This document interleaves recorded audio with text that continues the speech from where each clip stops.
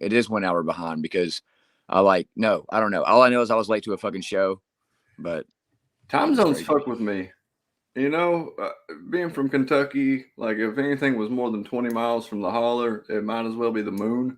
Yeah. So, like, it just didn't, like, it's a different time in the India. Is it really? Is it really? I'm going to go get my Bluetooth speaker really quick so I can connect to it because my phone audio is kind of shit. So I'll be right back. Actually, it sounds pretty good on here, but. All right. Well, I mean, I'm just talking about like for the hearing part of it is. Yeah. Oh, okay. I'll be right back.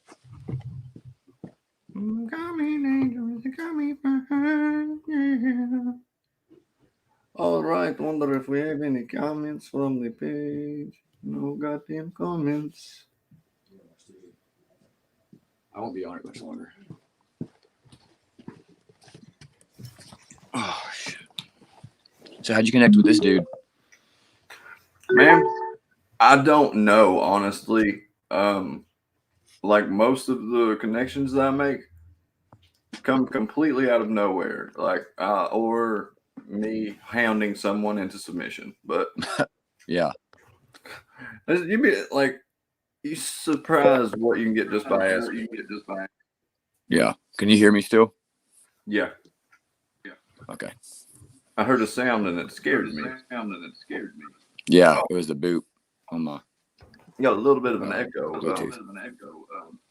You do hear an echo? Mm-hmm. You have a headphone? Yeah, let me try using my headphones. Let me figure that shit out. I don't even know where the fuck they are. Let me find them really quick. Oh, no, Blue Yeti.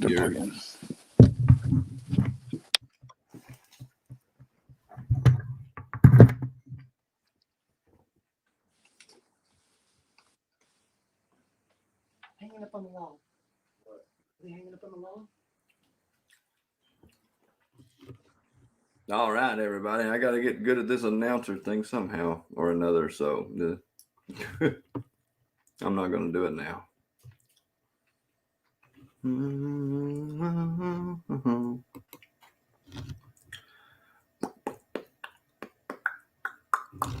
Exit full screen.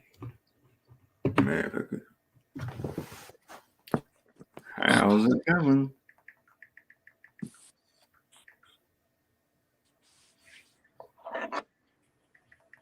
How much longer is it till that dude joins? Dude, I'm talking to him right now. I thought that I was fucking technologically illiterate. Like, come on. Yeah. Like, how do you produce for somebody? No, I ain't gonna talk no shit. No, that ain't Keith Burr. Because we're live right now. I'm pretty sure, are we? Yeah. It's just on my YouTube channel, so no one will see it. Well, actually, it's on my Facebook too. So that means. Is there a way I can share this? Yeah, I can send you the file as soon as we're finished. Okay, cool. Or I don't know. There may be a way that you could. No, I think that you have to have a StreamYard account before. This is the first Well, anyways, regardless, if after we get done, I can share it and people will definitely watch it. So it'd be pretty cool. Oh yeah, I know, dude. Well, like, you're funny, yeah, but like your views are fucking bananas. Mm-hmm. It's because I'm cute, motherfucker. Oh, me too. But I just don't have that pedo mustache like that you're stroking right now. See, you know the source of your power. Oh yes, it's right here. Right here. Dude, I got like a couple of your videos loaded up on here to play and shit and to show him. Like, dude, I think that my favorite ones are like the cop car backseat one. Yeah. I like those too. But they got old and shit. I ran out of jokes because, I mean, you can only write. I mean, I wrote probably like fucking hundreds of jokes from being in the back of a cop car, and I just kind of got burnt out doing it. Bro, last time I was in the back of a cop car, I completely changed the guy's mind. Like, we fought in my living room. Yeah. And by the time that we got from the hospital to the jail, yeah, like he's like, you know what? I'm gonna be a character witness for you. I'm gonna try to get you out of here tonight. Hell yeah, that's what's up, dude. That's cool. That's cool. Then, that you did that. Then they found out that I had an out-of-state fugitive warrant from Minnesota. What the fuck? Yeah, from a DUI I got in 2015. I'm still on probation for it. Goddamn, that's crazy. Yeah, so if I could take a minute out to say, if anybody's watching this or anybody sees this from Minnesota, fuck Minnesota. Fuck Minnesota, dude. It's too goddamn cold. Y'all don't need to be living out there any fucking ways. Like, right, land of 1,000 lakes. Fuck it, make it one big lake. Yeah, flood it all. Yeah, let it go New Orleans style. Oh, well, oh fuck it. That's what you get if you build your city. They were talking about, and that's what's crazy about like fucking Arizona and shit. And they were like talking about a water shortage in like fucking Phoenix or some shit like that. I was like, then fucking y'all have like the Hoover Dam shit, like some of that water, some of that goddamn water out. Yeah. Also, you build a place in the desert, and you're like, where's the water? Yeah, exactly. That's like going to China and be like, why ain't anybody? You guys should be speaking English. Yeah, it's crazy. But yeah, I promise I'm not trying to I wasn't catfishing you on here or anything. It's just, god dang, man. It's like, this is probably the 5th time that I've had something set up with this dude, and it just like something happened to where it's getting to me to the point where it's like almost offending me, and that's offensive to me. To be able to offend me, so it's right. It's like, just be straight up. If you don't want to do it, quit. You don't have to spare my fucking feelings. We've been getting our hearts broke our whole life. You ain't got to be nice. Yeah, look, it's like I put on nice clothes and everything. Nice clothes denoting buttons. I'm still wearing the same fucking clothes I was wearing last night. I fell asleep on a fucking porch swing talking to my friend on the phone. I was like, I'm going to sleep out here because it felt so good because that warm air was coming, and I didn't know there's a fucking tornado. I passed out on the porch swing and woke up in a goddamn unfinished basement. Like, not a good basement, not a nice basement. I woke up like in an unfinished basement. Like, there was like dirt. I could see dirt. I was like, God damn it, I've been fucking kidnapped. This is where I die. This is where they're going to try to kill me or something, So, bro, I've had a lot of people invite me out to California and stuff. No, my label manager picked me up off the swing and carried me down there during the tornado siren. I was sleeping through a tornado siren and everything. Bro, what is a tornado siren to a good slumber? It's nothing. Yeah, I don't know. I guess I was sleep deprived or something. I don't know. Well, I don't know. Like drunk sleeps are. And I haven't gotten drunk in a long time. Like, I haven't gotten drunk in a long fucking time. So I mean, I was drunk. Hey, you were or you weren't? I were. He was. Yeah. Dude, I don't know if I can even get drunk anymore. I don't know if I have the enthusiasm. See, that's what I thought because I mean, I was an alcoholic for so fucking long, and then when I stopped drinking like that, I mean, I stopped drinking for a long time, and then I started back like socially drinking beer and shit like that, and I never really just took the time to get drunk because I mean, it was too fucking hard. I couldn't get drunk off beer. I drank a lot of Knob Creek whiskey last night and got pretty fucked up. So I was at a buddy's show. Knob Creek, that is pretty good shit. I like that. Yeah, it is. Bullet. Yeah, Bullet's my go-to for rye whiskey. I like Bullet.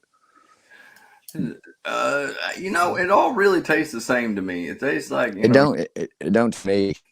Like, James, if you're telling me that Bullet and fucking goddamn James Fox taste the fucking same, I'm gonna slap you in the mouth to take quit drinking. Okay, well, we'll say that. Let's see, what is that? When Beam's 8-star doesn't taste like Jack Daniels. Yeah, and Maker's Mark doesn't taste like Knob Creek. Yeah, but they're similar in the fact that they all kind of taste like what I imagine just a dirty gym sock smells like. Just if you take it all in.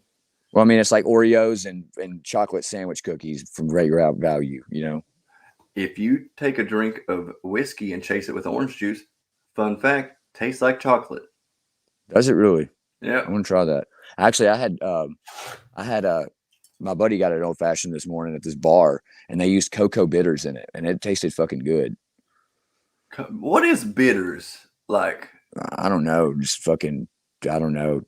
Fucking fermented discharge. I don't fucking know what it is. So whatever it is, it gets you drunk. That's what it is. Yeah. And I can't stand those people who are like, I'm a wine connoisseur. Like, all right, no, Cheryl, you have a problem. And you just have a hard time admitting it. Yeah, you take Xanax and drink Pinot Grigio all the fucking day. That's not, you're not a connoisseur. Yeah, it's 9 o'clock in the morning. Mm-hmm. Like, I understand kids are horrible, but, you still got to raise them. Yeah. You can't just, actually, I don't know. Man, you can stick a kid in front of an iPad and pretty much that's it. I'm pretty sure that's why this generation's so fucked up, because they were raised by YouTube. See, I'm like my generation was the last generation, I think, that didn't like have cell phones their whole fucking life and shit. You know, like I didn't get a cell phone till like later high school. You know what I mean? So, I mean, I had one when I was like, you know, middle school or whatever, but it was like just to call your parents when you get off the fucking bus stop. Like you couldn't text or anything like that. You know, it was like, I'm alive. Yeah. And I mean, even if that was like all it was, and your parents really weren't even that invested in the fact whether you were alive or not, like that, you know, me trying to be like, love me. Yeah.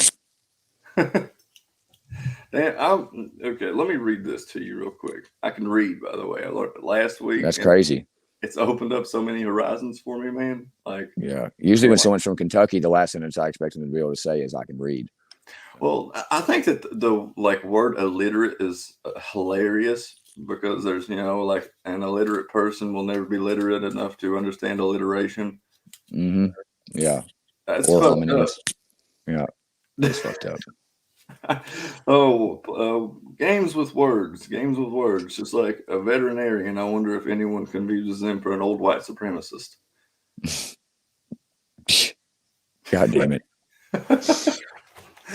This morning after I woke up, my buddy Todd, I'm trying to get him to start a podcast because he knows so much shit about everything, like just weird shit. So I woke up in a basement. I walk upstairs, realized I'm at my buddy's Todd's house. Didn't realize it was his basement. I'm like, okay, thank God. Oh, thank you. I'm probably not. I'd be like, not tonight, maybe. Look, Yeah, if you want it, yeah, for sure. What's up, you unicorn son of a bitch?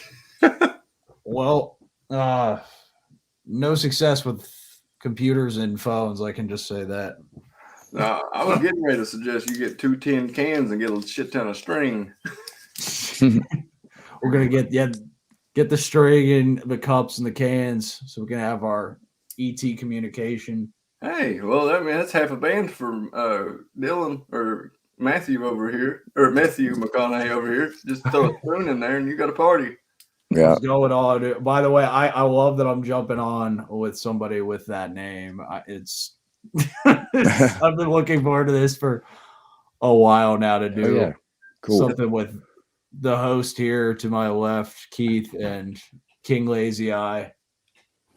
Nice to meet you, man. Yeah. I'm terrible with introductions. Steven, this is Dylan, I believe. Hey, man. Yeah, I don't like saying that because it's Dylan's also my name, and I feel like it's treading on my territory. But we have the same haircut and the same name, and it's going to be all right. Yeah, and we both have all of our teeth from otherwise just dentally like bankrupt places. Yeah, we're both in the Southeast. We're lucky to even be fucking alive. I slept through a fucking tornado last night. Okay, outside, which is amazing by itself. Yeah, I mean, it felt good. I didn't see anything wrong with it. Dude. I think waking up in a basement was the worst part for me. All right, questions. Weirdest places you've ever woke up? A church. Church. Church. We need the horn. Yeah. Church is definitely the weirdest place I ever woke up. It was weird. That's interesting. On the woman. God, I'd have to think. Oh my God, I didn't know you guys were on camera. I gotta go to work. Oh, no. Hey, it's okay. You're right. Okay. We needed to Jump it. I didn't know you. Oh God, that's a question right there. I'd say I woke up after a field party, but like at a lake with nobody there, and that's pretty scary. It was. I mean, end up is one thing. Like it's populated with drunk teenagers. But it's another thing solitarily being there. I knew the neighborhood. I was glad at least about that, but they left me there without telling me, and they're like, well, you left yourself there without a phone that was on. Damn. Put a motherfucker in the back of the car, like carry him. You know, I didn't feel as bad because my buddy threw his shoes in the lake that night. So I was like, that's what you get. Yep. I'm not swimming out to those. What was his reasoning? What was his reasoning for throwing him in the lake? Just because I want to be a wild person. It's one of our last parties of our high school years, and it was the most alcohol at the time I had ever seen because we put it in the back of this Volvo and like a bunch of us just get out there and we realize we're not going to go home because we're not going to show up in this state or it's dead giveaway. You know that even at 17 or 18 or shame on yourself. Yeah. And this guy just, there was a tarp that was down and like he and I were both at the point of where like he kept going to sleep and then getting up. I just wanted to go to sleep. And I was like, I'm going to just disregard the fact I'm on a tarp with no blanket with my clothes on.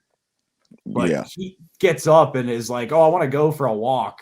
And they night walk through my old neighborhood, just like, oh, I'll get these in the morning, just throws them and like throws them as far as he can, though, into the lake. Damn. Like, he told me that I told him on Monday, I was like, yeah, that's what you get, man. I'm trying to think. In a psych ward for me, probably. Yeah, I've woken up there too. I didn't even think about that one. Waking up in the hospital is pretty fucking wild, especially when your roommate thinks he's Master Splinter and like fucking yells rat meat like 2 o'clock in the morning. It was like rat meat, and I was like, y'all got to get this dude the fuck out of my fucking room. I can't sleep with this shit. This is crazy. That's when I realized I'm not as crazy as I thought. That's a little bit of secondhand inherited craziness. You were around such a source of crazy that it rubbed off on you. And I seen a dude. I got my breakfast and we were in the common room and I saw this dude drop trowel and shit in his own hand, slinging it at the fucking wall. And I was like, y'all gotta get me the fuck out of here for real. I'm not kidding. Like, this is the last day. I don't care what you got to do. I was like, I'm getting out of here, or give me some Thorazine or some lithium or something, so I don't even know I'm here. Well, I mean, that's a power move. Yeah.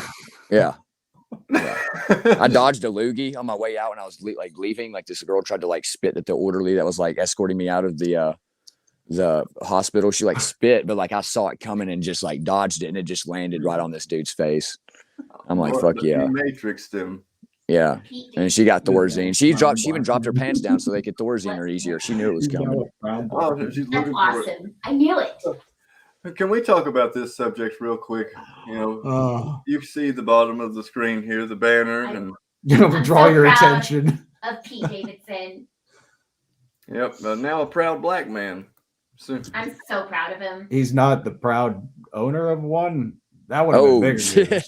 Oh no, just like it's his dad was probably black at one point. Oh shit, shut up. That's a 9/11 joke. Sometimes it don't land well.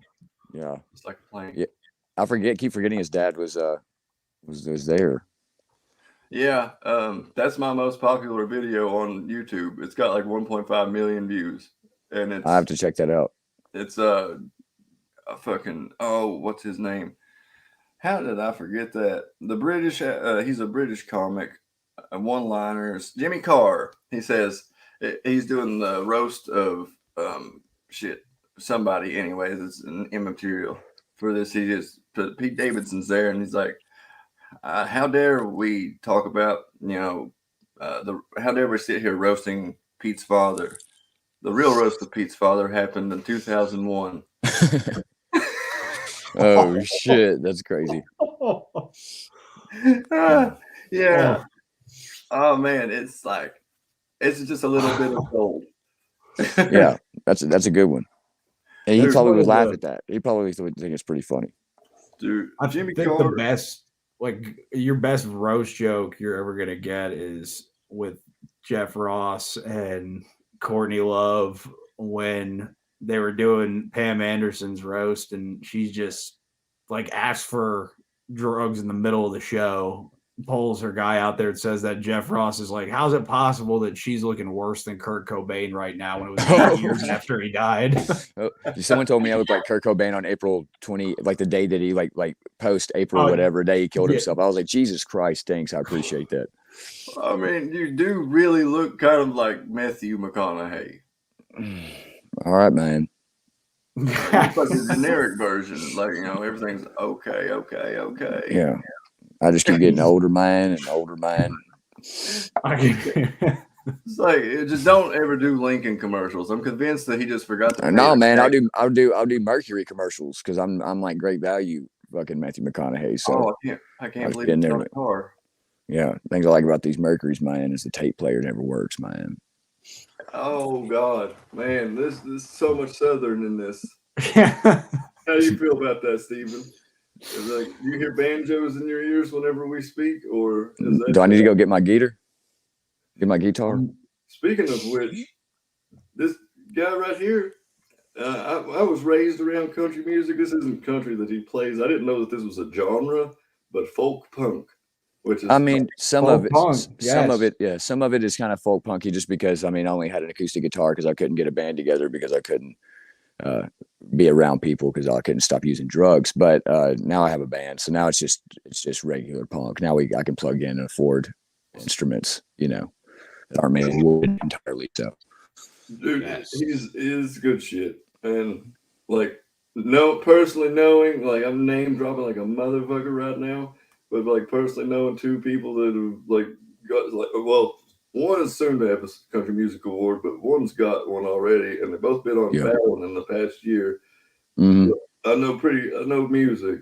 I know who you're talking about too. I met his family, and because I covered one of his songs. Because I don't.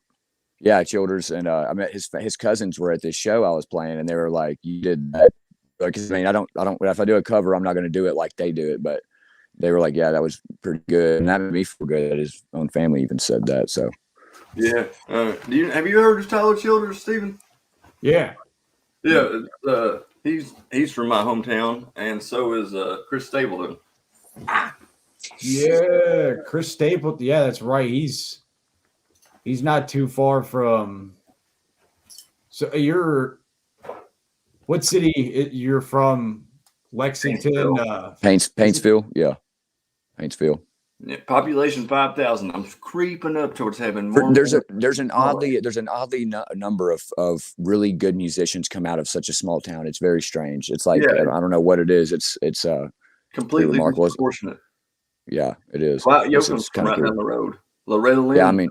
Is from there. Loretta Lynn lives really close to where I live. I live near Natchez Trace. So yeah.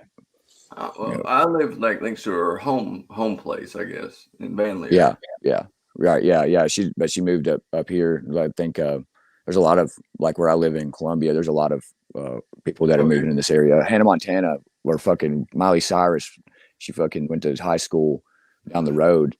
It's kind of weird. True. Like I was like looking through my old drummer's like elementary school yearbook, and like right next to his sister was Miley Cyrus. I was like, what the fuck? Like it was weird. There's like in our courthouse, I was sitting there I thought I was about to go to fucking jail. And I turned around, there's like a little plaque on this bench I'm sitting on, and it said the movie Hannah Montana was shot here. I was like, yeah, because that's what everybody wants to know when they're waiting to go to fucking jail. I was like, oh, you know what? At least I'm going to jail where the Hannah Montana movie was fucking shot. That makes me feel a lot better. Yeah. Get the best of both worlds, you know what I'm saying? It's part of cinema history, Yeah. Fuck that. It's weird, yeah, because you mentioned Loretta Lynn, and the one who played her in Coal Miner's Daughter, Sissy Spacek, she lives in Charlottesville, where I'm recording from right now. And oh, cool. I've seen her a little bit around town, but then like when I saw her, I would see her as a little kid, and then I'd see her when I got older, and all I could see is Carrie. Right? So like, yes. You look into her eyes, you're like, I'm not gonna look too long. Carrie is what happens if you give like someone with a school shooter mentality telekinesis. If I had telekinesis, it would be very bad. It'd be pretty bad. I thought it would use it for Yeah, sure. interesting. Yeah. I would never ever go to jail again, I promise you. Oh yeah, I'll run. I'll run. Yeah. Stephen, how about you and your jail experiences? Any fun souvenirs you got to bring home? Like mine was COVID.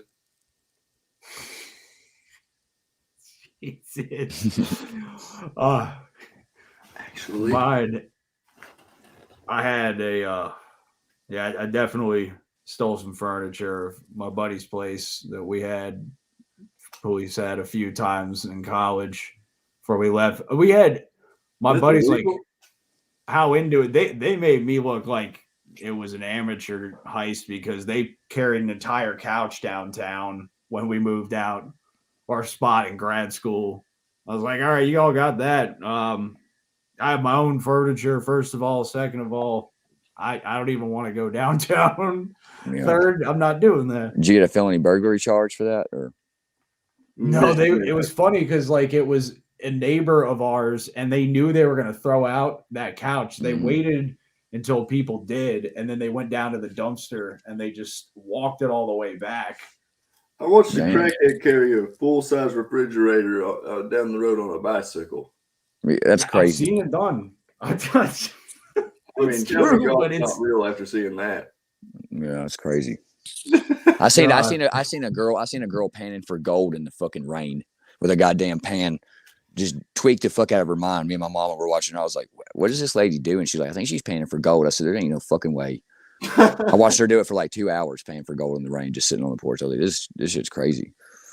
I asked her like, "What are you doing, honey?" She's like, "Hold on, I got to pick the bees out of my teeth before I can talk to you." Mm-hmm. Yeah. always keep your mouth closed when we're riding. Speaking of stealing shit on a refrigerator, there's a dude that had one of those old school record players. You know, the one that's like basically a piece of furniture. He didn't have a car or anything, and he brought it there on a bicycle. I'm like, how the fuck did you even do that? Like, why would you even do that? That's love of music right there. Yeah, it's crazy.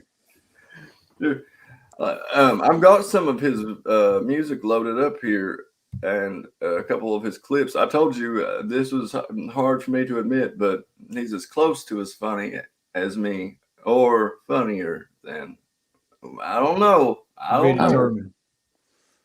But let's see, I've never actually done this before, so I want to see how this works out. If it should go well, because I think, Steven, you've had all the bad luck tonight that could be had with anything on this app.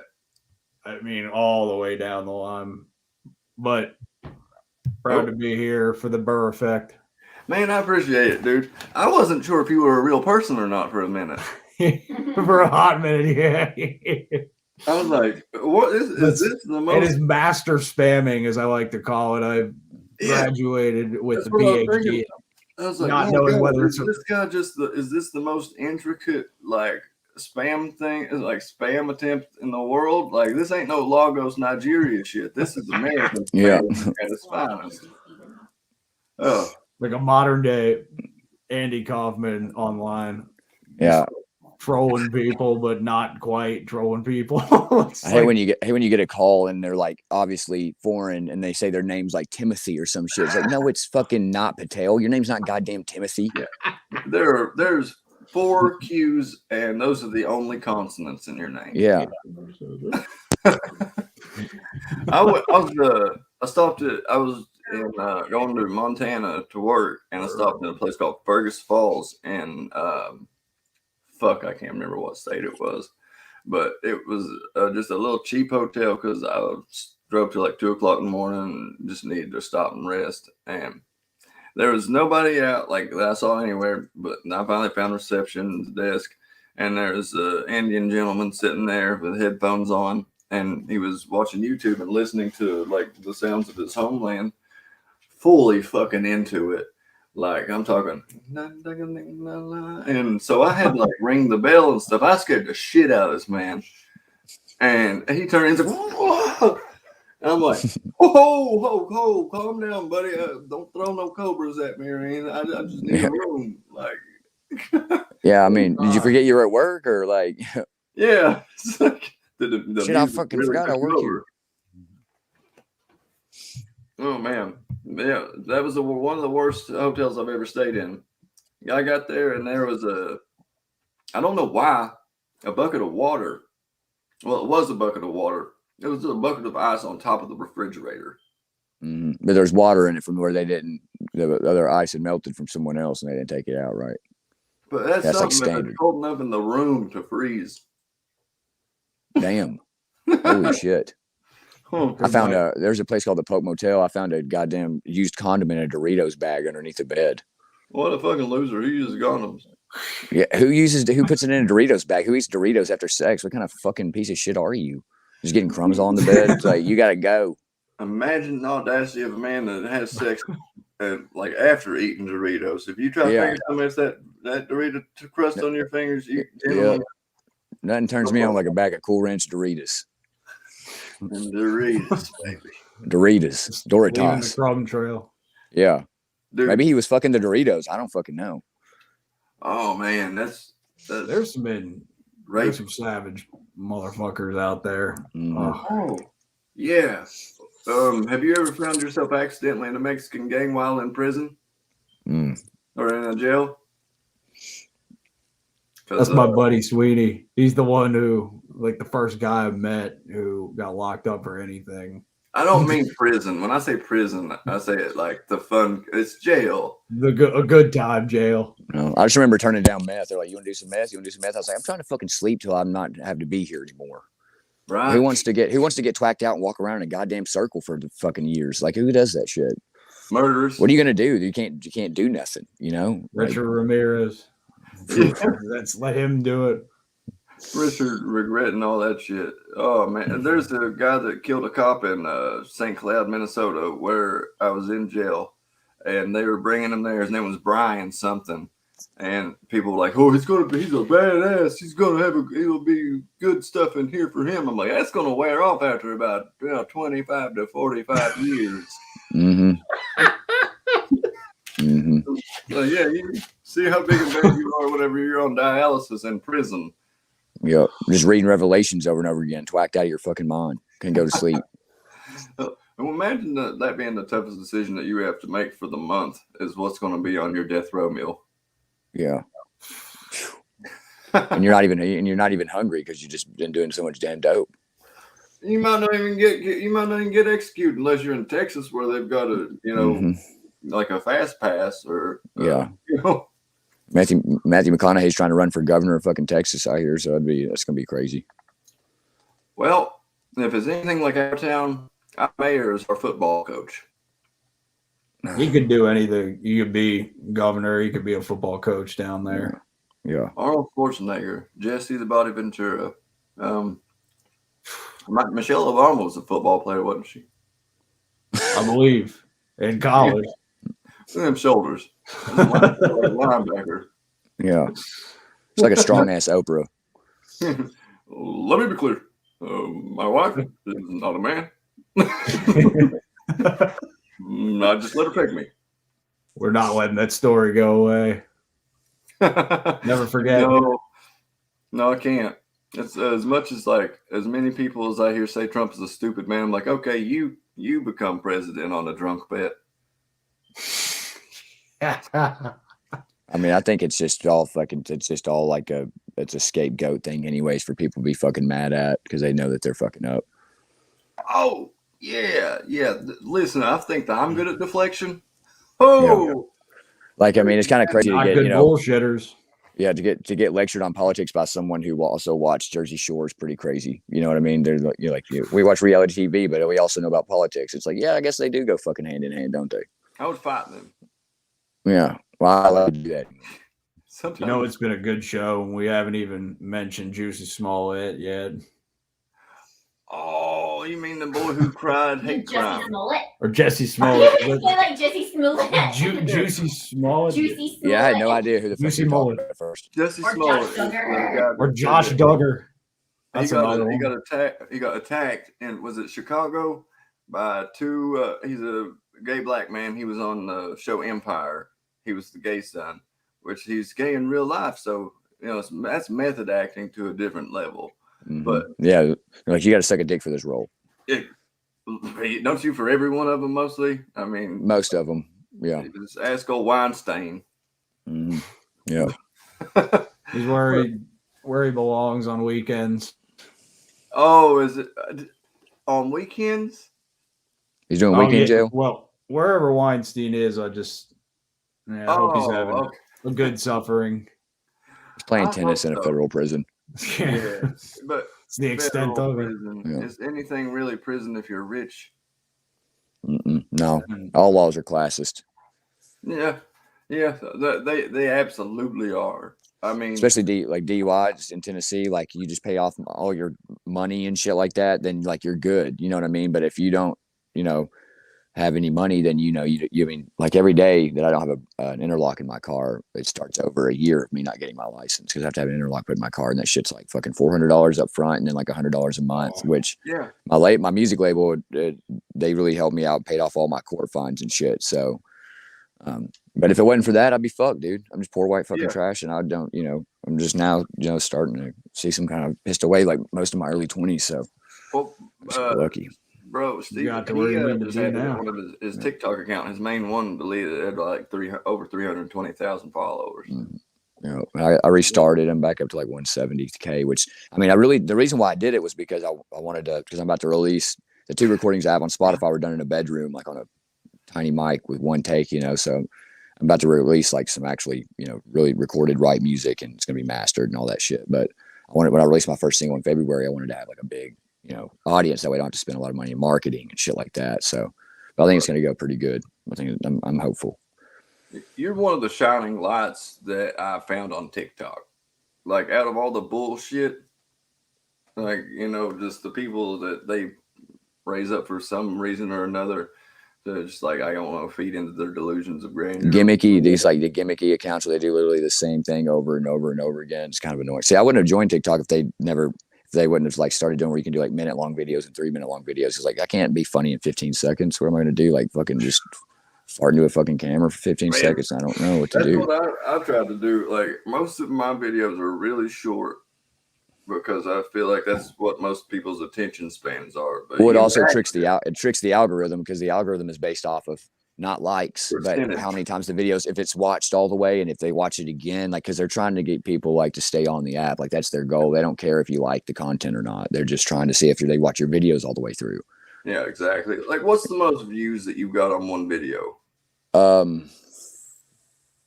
think like 5 million and on my old account. Yeah, and probably several others close to that. Yeah, I won right now where I do a thing where I go back and talk to my 16-year-old self, which is kind of it's kind of like sad, but it's also funny. And I think it's up to like 4 million something. Dude, I don't know. It's good. I can almost go over it verbatim. I watched. Yeah, see, that was a redo of an old video, because I had most of the copies of my old videos that got banned and deleted and stuff, but I didn't have a copy of that one, so I redid it, and it ended up being better for it. So. Bro, that was a brilliant idea too. It's such a good premise, like to go back and be able to talk to your 16-year-old self. Like, how the fuck did I get here? Yeah. Well, you took drugs for a while, and at least I didn't do heroin, did I? Yeah. Yeah, you did a little bit. Yeah. You did a little bit of heroin. So at least I didn't die. It's like, yeah, you died a little bit. Yeah. You died for a little bit. It's okay. At least you I went to jail. I got one right here. Steven, you check this out. It's just top-notch content, man. Were bullied in high school. Guns. Haven't they ever heard of fucking Columbine? Oh yeah, that's a cute hat. I'm sure it keeps the sun out of your eyes when you're jerking off in your car under a fucking overpass. Hell yeah, man. There we go. Okay. Hey, I heard that 40% of police abuse their wives, and the other 60% fucking ate them. You ain't no goddamn state trooper. Hoss, you're a plate trooper. I should watch my mouth? How about you watch your fucking cholesterol? Look, the only reason I'm even back here is I've been trying to reach you about your dildo's extended warranty. Look, all I'm saying is I don't know why they gave y'all kids that were bullied in high school guns. Haven't they ever heard of fucking Columbine? Oh yeah, that's a cute hat. I'm sure it keeps the sun out of your eyes when you're jerking off in your car under a fucking overpass. Hell yeah, man. You got these handcuffs tighter than fucking nun pussy. Can you pull over? I'm about to be sick. Cuz, I got an 8-ball shoved so far up my ass I don't know whether to shit it out or cough it up. You need to arrest who gave you that stupid fucking haircut. I wasn't scared when you pulled your gun. I was scared about those buttons about to pop off your fucking shirt. Since when do they go around and give badges to everybody with a 4-inch dick? You may have said put your hands behind your back, but all I heard was ree. Oh man, I absolutely love it, dude. Oh, and I feel like that's a sentiment that we all share at one point or another, of just wanting to completely verbally assault a police officer. Oh, I've went full fucking Tasmanian devil in the back of a cop car before. Just fucking, it was crazy. That's after I fucking. Devil. It was after I totaled a Mustang, turned into a fucking Pringles can, and they showed up when the car was like smashed in, and they thought that I was like trying to help the dude out or something. Because I mean, they assumed the dude was whoever was, which was me. They thought I was dead or whatever. And they're like, "Is he alive? Is he breathing? Is he okay? Have you tried? You haven't tried to move him because I had dirt on my pants and stuff." I was like, "Motherfucker, it was me. I crawled out. I'm fine." Yeah, which I should have acted like, yeah, I don't know where he went. He got out and took the fuck off running. I don't know where he went. So I should have said. In hindsight, fucking 2020, man. Yeah. Like whenever I got pulled over in Minnesota, I had a homeless man with me because I was bored. And like I took whenever I met him at a pilot station, and this story goes full circle. I haven't used this on stage or anything, but it should be. So I pay for my gas, fill my tank up. I'm driving back home from Montana, and the guy sees me, sees my car, and is an opportunist. Plain and simple. He's like, "Hey, where are you going?" I'm like, "Kentucky." And I'm like, he's like, "You care if I get a ride with you?" I'm like, everything inside me saying, no. Now spit on him a little bit. Maybe flip your cigarette on him. But no, my like better characteristics, but stupid judgment won over. And I was like, yeah, fucking sure you can come with me. I'm bored. I'm going to go pick up a fifth of early times and we'll make a day of it. Well, I don't know what went wrong. I got whenever he got in, I pulled my 45 out of the glove box on the passenger side and put it in my driver's side door. And he's like, oh, buddy, ain't no need for that. I'm like, good. and so, better not be. Yeah, like, all right, this is a preventative measure. It's also I call it my mind changer, just in case. I told you we're going to Kentucky, motherfucker. I'll aerate you. I got my daddy's blood in me, and that's third generation. Yeah. Don't give a fuck.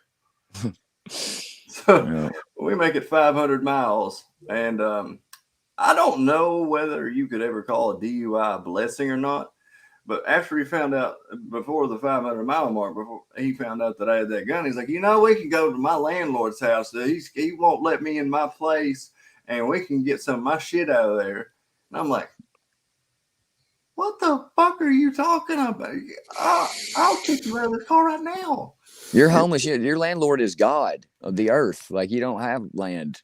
Yeah, you're a bad renter. You went, we have rental properties, so I know how fucking much of a headache these people can be because they have more rights than the landlords. So for him to not be able to get his shit must have fucked up real good. I mean, like he had to have like an active meth lab in there with like shut up, don't say that. Okay. Y'all ever have to do that? Like he was like, that's funny, but you better not say that. There are humans watching, just like there are people here. Yeah. But my PO probably watches everything I do, so which is great. You know what I mean? Because they're just words. It's like prove it. Yeah. Do you understand what hypothetical means, there, buddy? Huh? Mm-hmm. Or just you understand hypodermic? Hypodermically speaking, you're an asshole. Well, anyway, we make it about 500 miles, and this guy, I swear to God, his whole intention was to murder me.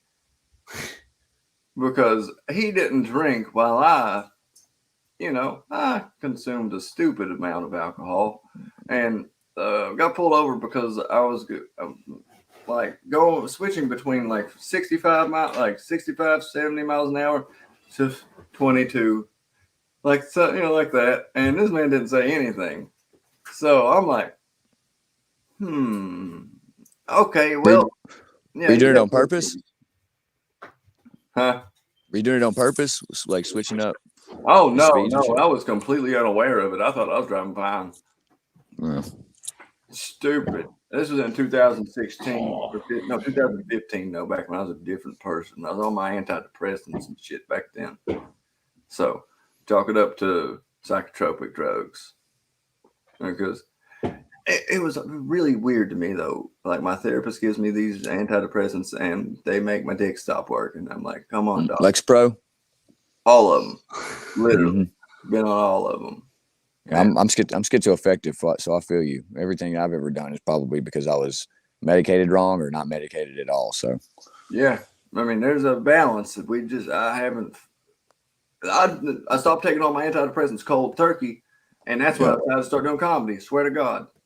That's what happened to me. I stopped taking medicine and I committed a burglary and got a felon. And I couldn't fucking get a good job that paid enough. So I was threw everything into music and comedy. So, dude, and you're kind of lucky. Kind of lucky. Thank God I'm a felon, Right. That's a song right there. And I told the told the cop and everything there. I was like, it's kind of like you kind of set forth a chain of events that kind of led to where I am now, and I appreciate that in a weird way. Yeah, kind of sincerely, but Yeah. kind of kind of like speaking out of both sides of your mouth, still wanting to say "fuck you, you piece." Of Yeah, shit. yeah, I know exactly. Actually, there's a cop that runs the metal detector at the courthouse, and he was from California originally, and he was not from here. And I pulled out my wallet because you got to go do all your stuff. I had a Dead Kennedys sticker on my wallet, and he started talking about Dead Kennedys. When it was weird that he knew so much about punk. I mean, of course he would because he's from Southern California, but also he's a cop, and he knew like so much. Like schooled me on like the history of punk, and I was just like, probably arrested so many punk like rock fans. Right. Some of it. I mean, he grew up with it, you know what I mean? And so it was pretty cool. Like, kind of became friends with the dude over a period of time. My mom hates him. He put her in jail before. So she's like, I don't care. He's a fucking piece of shit. And I'm like, yeah, well, I've got video of me fighting this cop. Like, hell yeah. I haven't watched it yet. Like, it's just me. Like, he's trying to stick his hands in my pockets. I don't like being touched by people I love. Yeah. So, like, and that freaks me out. And I assume all you can hear is my girlfriend in the background going, "He's autistic. He's autistic." and me, like, I wrestled in high school, so I know how to not get taken down, which only fueled his frustration even more. Right. Yeah. Oh, yeah. I mean, I think his crew got a little bit more crewy, like, during this process. And, like, I want to watch it so bad. But it ended up with him sticking a taser in my chest, being like, "You know what this is?" And I'm like, "Yeah, unnecessary." You can see the ones who know what they're doing immediately, and the cops like, okay, this is gonna not be 9 times out of 10. Yeah. It's like, I gotta work tonight. Yeah, the ones that aren't drunk physically kids. fit, the ones that look either weak or like severely overweight, those are the ones that scare me because you know that they're going to be the ones that resort to some extreme violence to get whatever their MO is, whatever their motive is. They're going to get it done like in a bad way because they're out of fear. You know what I mean? Doing 8 warning shots in the back. Yeah, right. Sheriff Stuckey. Yeah, Dude, like I it's weird to me that I don't like the argument of there's some bad apples in the police force. Like, this is the one occupation where there's no room whatsoever. No, yeah, exactly. They're like some cops are good people. It's like, yeah, I'm sure some Nazis were good people, but they still killed millions and millions of fucking people. So yeah, I mean, they were complicit. Being complicit is still a crime to me. Yeah, I mean, it's not to throw out so many Southern colloquialisms, but if you lay with dogs, you're gonna get some fleas. I mean, yeah. All cops are boyfriends, man. Yeah, it's a circle of jerks, all circle jerking. Mm-hmm. They're the only people that they can be friends with. That's why you always see them parked next to each other. It's adorable, terrifying, but adorable. Yeah. Well, I got spoiled with cops at JMU in Harrisonburg because that's all just, it was the meth capital of the East Coast in the 70s. So it was it still is. That's where I got to see the big tear gassing a little over 10 years ago there, when it was still like, it was a really good time to be at JMU and go do something there. And I thought that all cops were like that. All they did was just like, all right, this dumpster's on fire, go home. And I'm like, okay, I can keep my liquor. And they're like, yeah, just go home. The other cops didn't work out that way. You got lucky. I mean, back in the 70s, they give you a ride home. Like my cousin or my aunt's husband, I guess it's my uncle. Familial relationships confuse me. Well, I'm sure they do. I'm sure they do in Kentucky. I mean, I knew that Uncle was Dad, Uncle Dad, and old cousin, and all that. Grandpa. No, it's Grunkle. Grunkle. Yeah, Grunkle. Uncle. Here, Grandpa, Uncle, bro. Hey, sister, mom. It's like that's old Aunt Sister over there. Well, he didn't get arrested. He got pulled over, and he got out of his car and walked up to the police officer's car and just knocked on the window and said, "Yeah, I'm glad to see you. I could hurt somebody."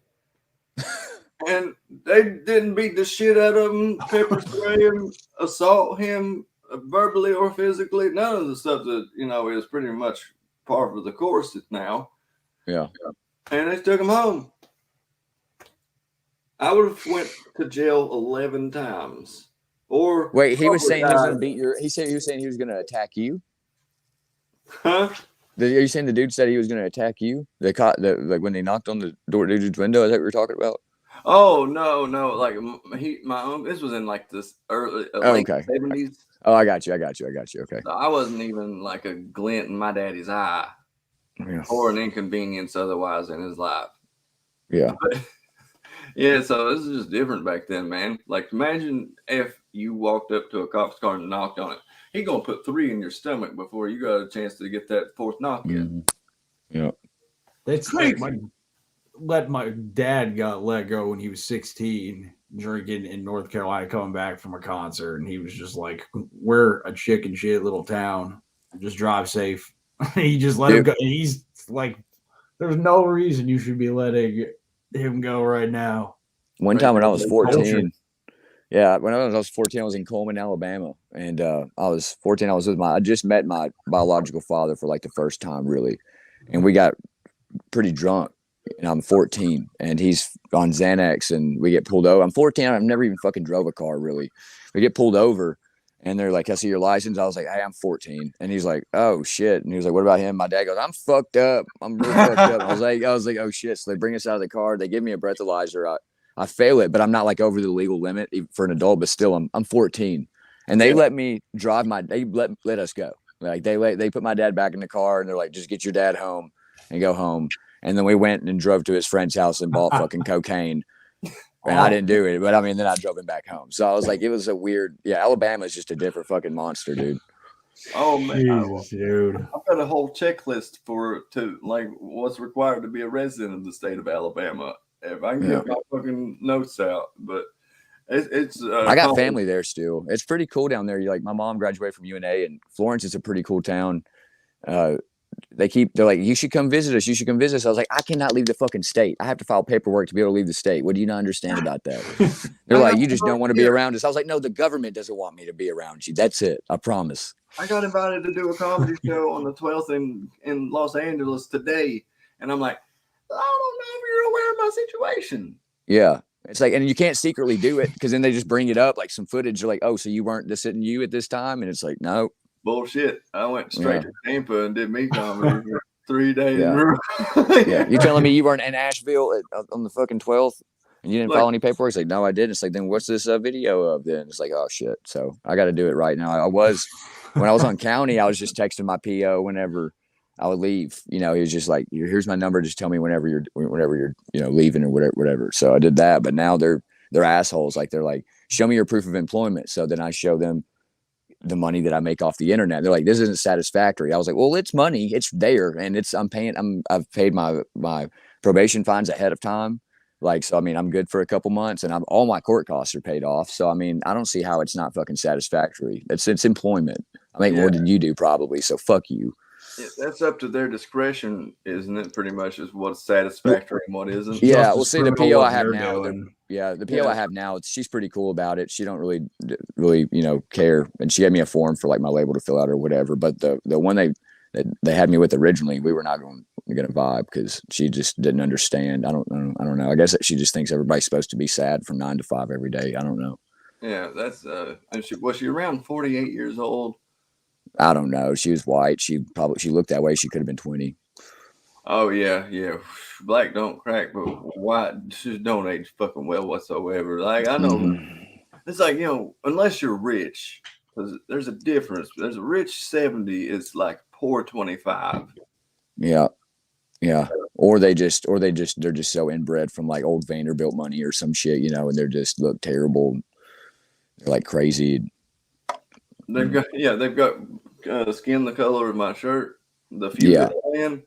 Yeah, so you can see their veins. You can see like they're like those fish. You can see their organs and shit. They're so goddamn white. Were you raised in a lightless environment? You need a vitamin D drip. You put them out in the sun. They're like, yeah. So Steven, man, you said you were mentioning that you were like organizing a comedy show. How's that coming along, man? I'm pretty good. I mean, had the pieces in place to be doing a festival. It's just a matter of next year when it can be executed or not, because things are kind of being pushed back a little bit, dropping an album. But after that's done, I feel like by fall of next year, there could be something in Charlottesville, because I did one before COVID took over and went Dirty Harry on everybody, and we didn't get lucky that time. So like I couldn't do a Charlottesville comedy festival. It was supposed to happen a lot sooner, but I did this thing called the Shenandoah Valley Comedy Festival, and that went down in 2019. And then I plan to do the second year, and right now I've just been getting into, there might be some shows coming to Seville just for the time being at this bar right near where I'm at. Right there, I live right outside of where UVA is, downtown Charlottesville. Part of town. Yeah, we had a little bit too bad a hangover in 2017 for people who don't recall though. So we're trying to get the good vibes back. It's a good. I mean, really, like you want to have some music and get like. I was surprised at how good the music scene was here in a town that has just a hole in the wall, like in between DC and pretty much Charlotte. Yeah, I mean, I'm not surprised because sadness breeds creativity. Yeah. And being in Nashville, man, I see really good bands and stuff all the time. Like COVID was pretty hard on the music industry out here, but it's kind of disheartening to do music out here because everybody's fucking good. Everybody moves from like Minnesota. They're the best in their town. They move out here. I mean, I'm what they like would call, I guess, a fucking unicorn because I mean, I'm from here originally, you know, so, but I mean, it's crazy how the amount of people that aren't from here and they move here. I'm like, you know, everybody's really good, you know, like it's hard to get noticed and shit. That's why I love playing like in other states and shit, because they're just blown away because, you know, they're not used to that. I'm still talking to them here at the alley on Main. Maybe if you're able to if you want to abscond for an hour or two. No, I mean, I can fill out paperwork. Like I have some shows coming up in January. I'm going to Jonesboro, Arkansas, and I'm doing one in Asheville, and then I got some in Memphis and shit like that. So I mean, I can leave the state. I just gotta fill out some paperwork like 5 days before. Fucking nice, man. I'm glad. That's good. That's one way that I've heard the justice system actually working out for somebody. Yeah. It'd be cool if I didn't have to do any fucking thing, if they just leave me the fuck alone. But I mean, it's working out. Just keeping positive about it has been, I think, one of the main things about it. Laugh about it. You know, make the videos that we do and shit. Joke about it. Doesn't bother me. Like I'm gonna bitch about it the whole fucking time, but I'm still gonna get shit done. But I am gonna bitch about it though. It's like, yeah, you're gonna hear about it. Trust me. Yeah. I'm gonna let you know I ain't happy. We all have the right to bitch once in a while. Yeah. Dude, I was on your YouTube, and how was Mark Norman? Like, how you had Mark Normand on there? Like, how autistic is he? That guy, seeing him live was, I mean, one of the most high times in my life, sitting in the back. Like I'm talking the back of that club I was in. I had the seat furthest out, but that dude's act, and it just translates so well to, it's like he's just talking to you, and he's not even thinking about what he's saying, but he is, and he's just funny. Yeah, that's a guy who's made for that kind of thing, that kind of stand up, the medium it is. Who's your favorite stand-up comedian, you think, past or present?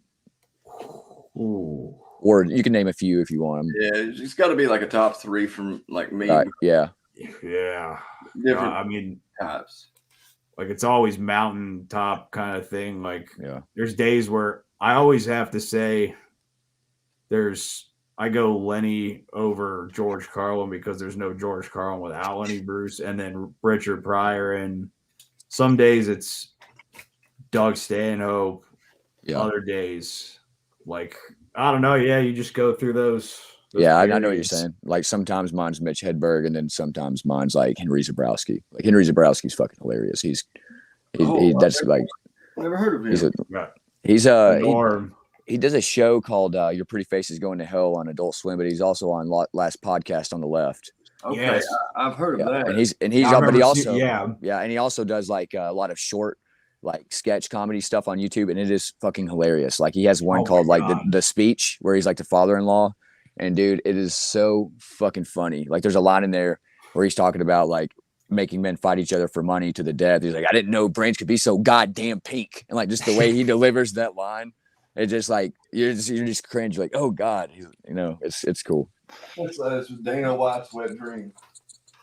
We lost. I mean, like this year for stand up was just that's crazy because you lose Trevor Moore at first too. Dude, that broke my fucking heart, man. I mean, that's one reason why I started doing sketches and comedy and shit was because of Whitest Kids You Know. So yes, I mean, that was a huge blow for me. Like I was like, oh my god, like what the fuck, dude. It's so bizarre because his mom was my art teacher in middle school. And holy shit. Worked at the school, and he came in a few times and like he had this show that was a really successful public access show to begin with on this network called K-Pax. It's like you're like channel 12 for everybody in their city. And once it started to blow up, he went out west and he was performing, and his stand-up was doing well, but he put that show out, and it just that was my high school years right there. Like that crushed me when I was getting ready to go on a trip to Denver earlier this year and was like, whoa. And then Norm a few months later was just. Dude, I watched a couple interviews after he died. I didn't realize he was so damn ruthless at times. You know what I mean? Like just very could just very cut through with words to people and keep that smile on his face. Yeah. You know what I mean? And it's just murder is now legal in the state of California. Yeah. He has the Clintons up. He's like, there we see the president and the first bitch. Yeah. And then he wanted to be the KFC spokesman for a minute. So the whole world is on a Norm binge. It's so true. I put together a tribute to Norm on Clubhouse, which was beautiful. We had some good people on there, man. Like people that worked with him, and it wasn't so much a bunch of people on there to just gloat and brag about being associated with him or anything. It was real good memories and things like that, like humble talk, versus name dropping pretty much. It was It was nice, man. It was emotional too, but. Because, did you know that he didn't tell anybody that he had cancer besides maybe one or two people that worked with him or was his family? Yeah. It's just what is it about when comedians die? It seems sadder than when musicians die for me. You know what I mean? Like when Robin Williams died, that was fucked me up, dude. Like I mean, Mrs. Doubtfire, Jeannie from Aladdin. I mean, that's that's my childhood. Patch Adams is my Born in Vietnam. Yeah, dude. Good morning. Yeah, dude. I say that all the time. My family hates it. Good morning, Vietnam. Yeah, I mean, it's almost like because he mastered just being himself and selling his own thing, and then when he did Good Will Hunting, it completely changed. He was that's a killer. He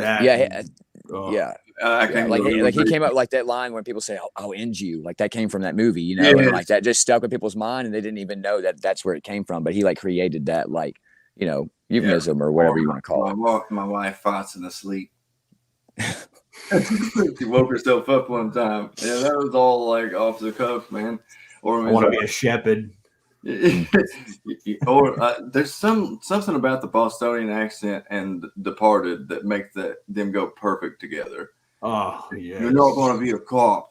You never going to be a state cop. And going back to George Carlin, he did Thomas the Tank Engine, right? Yeah. So someone went back and took his stand-up jokes, right, and they overdubbed Thomas the Tank Engine episodes. And it's on YouTube, and it's funny as shit. Some of his jokes, and it's crazy. That's Like, my it's- dad's favorite joke of his is sometime in the 90s when he's like, this is Mr. Conductor talking. I can say this shit. Yeah. Yeah. Like, He said- it's so strange, man, because it makes me think like maybe that was an attraction to me in comedy because I was just hearing such a soothing voice when you're a kid because you're hearing him read a kid's story to you. Yeah. Very just quietly monotone. And then And he's out there and he's so animated, ranting. so Yeah. off the cuff brilliant. And what's crazy about it, like he wasn't just a stand-up to me. I mean, he was like very political about a lot of things without like having a stance on anything at all. He was just he had like a philosophy. he had a philosophy, yeah, for sure. And he was you know, it was humorous, you know. So I mean, that's kind of like how my stand-up is kind of like my routine that I've never done because I'm not good at it, but it's kind of more philosophical and just really just provoking than it is actually funny. So like one of my jokes that I just kind of would say kind of like inspired by Carlin is being a veteran in the American Armed Forces grants one the rare and almost quintessentially American opportunity of one day living under a bridge that may be posthumously dedicated to you. It took me, I mean, that started out as like a whole like page long spiel. And that shit about veterans. I mean, my dad was a sergeant in the Army, and he ended up, you know, being a fucking, you know, a meth addict and a coke addict and an alcoholic, and now he's in prison. So I mean, how do you go from that, like a sergeant in the Army, training people how to kill other people, to being homeless and like breaking into people's houses to shower? You know what I mean? How does that happen? Well, it says a lot about an institution that whenever you're like you start it, they have to break you mentally. Mm-hmm. And then like my old boss, he was a combat medic, jumping out of helicopters and shit like that. And now he's you know, he struggles. You know what I mean? And he's like this big, strong, smart dude, but like he struggles, like even like, you know, holding shit down normally because it makes it so goddamn hard for him because. I mean, he was taught one thing and to do it that way, you know. And, forever in combat. Yeah. Yep. It's sad. I mean, George Carlin's got a fucking great joke about that called soft language. And he starts talking. He says, you know, back whenever people come back from the war in the beginning, we used to call it shell shock. You know, because you know it's two harsh words. You know, shock. And yeah, the post-traumatic stress disorder. Yeah, my dad can't even hear on the left side of his ear because of the tanks and shit. My mom is like hearing in her left ear because my dad snorts so fucking loud. That's not even a joke, dude. That's fucking crazy. That motherfucker's got apnea, dude. He needs to wear a mask or a ball gag or something.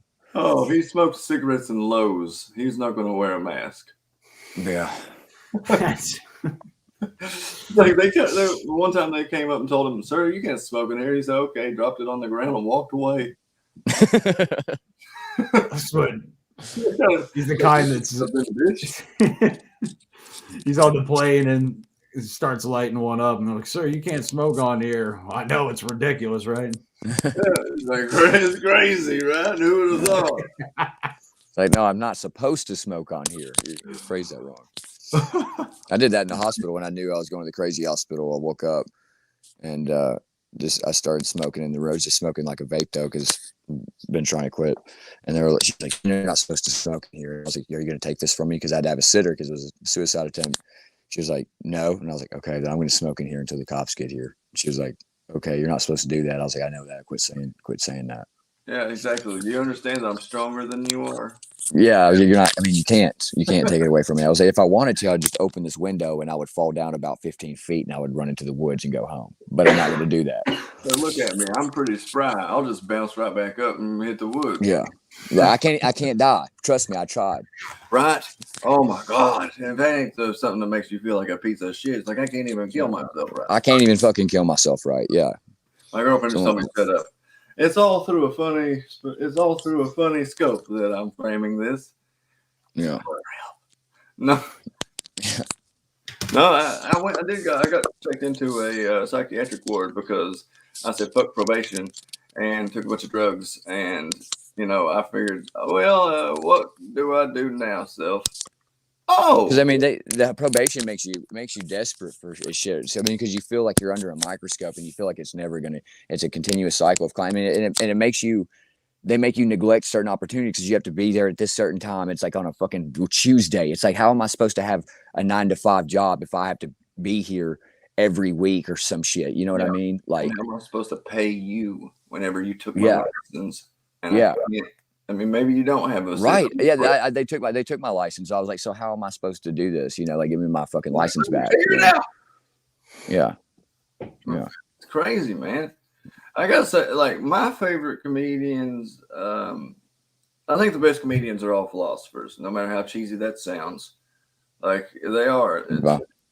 I think that they use comedy as a medium because the only way you can really get somebody to change their minds is get them to admit that what they believe is kind of silly. Like, Yeah. you got to kind of phrase it to them in a familiar way that they agree with, they're used to. It's like palatable to them. And Yeah, then, and people don't want to be right as much as they just don't want other people to prove them wrong to other people. Definitely. You know, they'll believe a delusion as long as, you know, they don't feel silly. yeah, exactly. Especially like religion's a great example of that in a lot of things, because being wrong in that regard is one of the biggest risks versus reward that there is in the world. That people like, I could believe this and not have fun, be kind of a prude my whole life and just a cog in the system, or I could have fun and face hell. Eternal. Well, I told a Christian, I was like, I think Moses might have been fucking retarded. And they were like, why do you think that? And I was like, well, he wandered around in the desert for 40 years from Egypt, and I map quested it. And it's only like a 12-day walk from Egypt to Israel through the desert. So I don't know what the fuck he was doing in the desert for 40 years, but it definitely wasn't looking at a goddamn map. It was maybe the There's more Carlin. name from. It was a quest to find a map, and that's how Yeah. it got. That's one of the first things I ever saw. Carlin was talking about the 10 Commandments, and he's like, he knocks it down to 2. And Yeah. he's like, Moses could have carried it down in his fucking Yeah. pocket. Yeah, why do you like even like Bo Burnham? I think he said, just don't fucking rape people. And I didn't think I had to write that one down for you. What is it? Oh shoot.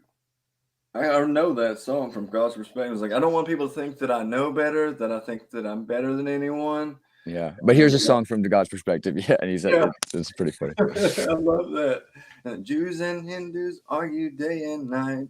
Yeah, Man, he talked about he created gays to fix overpopulation. yeah, exactly. Boy, that go well. Yeah, God, need it. He's I so love good. it, dude. He's what inspired Mark Rebier. Oh yeah, dude. Maybe That dude's story is pretty cool too. Mark is a cool dude, man. I really like his work a lot. Because that shit is hard. Looping stuff is so hard. Hotel. Oh, dude, he just And he's talented. And that motherfucker can sing too. Like even though it's silly as shit, it's good. I'm glad I didn't I've watched his stuff live before COVID, and then get to see him do all of his stuff during where he was just at home. He's just as good. I mean, Jesus Christ. It's something like Bo Burnham, you could tell is a really smart guy, whereas just I think Mark really has a likable personality and he's clever. Yeah. Yeah. And he's just got that wit that works for him. Yeah. Very quick. Improv. And he does a lot of crowd work too. Yeah, exactly, dude. That's somebody who can command a crowd. That's how you know. That's how I always know a comedian is good in my mind, is if because I mean that's not shit you make up. You know, you can't know that guy's a fucking taxidermist or whatever the fuck he is, and then make a joke about it. You know, you can't write that shit down. You know, so I mean that's abstract. He knows his talent. I mean, there's so many different lines and avenues that you have to go through to make a joke in 2 seconds. And that's one thing I don't understand is these people that come to comedy shows and decide to heckle somebody they talk shit for a living. I'm gonna hurt your feelings. Yeah. Yeah, I mean, and me doing both of them, I've had people be like, tell a joke, you know what I mean? And I'm in there to play music and shit, you know what I mean? And it sucks. So my go-to thing, they're like, tell a joke. I'm like, what's your name? They tell me their name. And I go, there, you told yourself a fucking joke. Shut the fuck up. This is not a therapy. Yeah. Unless you're a one-liner, comedian, like that's annoying. Which one of my friends is from Miami. His name's Drew Blue on Instagram. He's got some of the best, the most well written dark jokes that I've heard. They're one liners too. Yeah, and it was like I like Jeselnik a little bit. Yeah. Like he's just definitely one of his inspirations. But because it's like that whole approach to where you make people feel kind of like they don't want to laugh, but they can't help but to. Mm-hmm. Yeah. Like I never thought I'd be pro-abortion. Never did I think I'd be pro-abortion. But we're getting pretty good at this, so let's go. Yeah. I wrote one that it's either hit or miss, but I always go, you guys want to hear a rape joke? And it's really weird. And I'm like, you're going to hear it because I don't think you understand how rape jokes work. And so they never really know what to do with that. And I always say, Nashville sex traffic's terrible after 5 p.m. And then that just kills it usually. So that's the way to end the show. Yeah. Yeah. That's so we had a big I'm just reading there's a big UFC upset. Amanda Nunes went down. And on that. What happened? I'm losing the fight. Just catch it. Well, now it's the main event is actually just going on, I think, or it started now. What happened? The double champ Amanda Nunes got submitted. Apparently, she's the best female MMA person in the world right now. She got roused. Don't get me all roused up. That means you're gonna get knocked the fuck out. Oh, Corona Rousey. Wasn't it funny how they tried to market her as hot? I mean, there's a market for it, I guess. For people that are choke you out, sexually repressed, are actually interested in men. I think That's there's the clear difference with her rival, because Misha Tate was just born that way, and then it's like they were pushing her. You knew it was coming though, because she was getting all that attention. So Alan Fox. What do you like? Oh, Fallon Fox. I was like, that is somebody's porn name, Alan Fox. Oh man, do you know who that is? Fallon Fox, yes. It's a transgender fighter that transitioned from male to female and is now I don't know currently or not, but he's like, they're winning a lot, and it's like, well, that makes sense, Not just winning, just going through and beating the strong shit. woman. These women, just like grown men running through like an elementary school playground, pretty much. Like punches just bounce off of their face, just like, oh, it's a good thing that my bones are denser than yours. Right. Yeah. He's the one who was the inspiration for Strong Woman in South Park. Oh, I'm sure. I don't know how Trey Crowder gets away with some of the shit he does, dude. I don't know. It's crazy the shit that they let him get away with, and I'm here for it. But it's like everybody else, would be offended. It's like this shit's like I just broadcasted on fucking TV, and everybody's cool with it. So that's how I know we have it completely lost. A combination of Steven Crowder and Trey Parker right there. Oh, Trey Parker. Yeah, Trey Parker. I meant Trey Parker. Matt Stone. Matt Stone. Yeah. Oh Sorry, God. dude. I woke up in a basement this morning. Okay, cut me some fucking slack. Hey, it's your A game. It's only highbrow stuff in here. We might tell rape and fart jokes, but it's good content. I mean, I will forever look at TV and life differently with 2 episodes of South Park. Were the shit episode and then the Wheel of Fortune. I like the motorbike ones too. Where they don't want to call them faggots. Yeah. Yeah, I love that. Yeah. Because that's exactly it captures the sentiment of using the word fucking perfectly. It's like you never meant any like sexual connotations whenever you talk about faggot. This is like just talking bitchy. God, it's so bizarre. Like how they said the furthest some interview, they said the furthest they thought they ever went. Then the one time they kind of regretted it was when they went after OJ and the Butters. Everyone knows it's Butters. It's Butters. Yeah. That's me. Oh. God, they go after the Ramseys Yeah, because I was driving by there with my girl when I was in Denver. It's the one street that is not, it's shady on that road. So it's like, of course, the one house is going to be the Ramses. This is it. Dude, It's exactly what it was. Like, it's even shady when it's on Google Maps.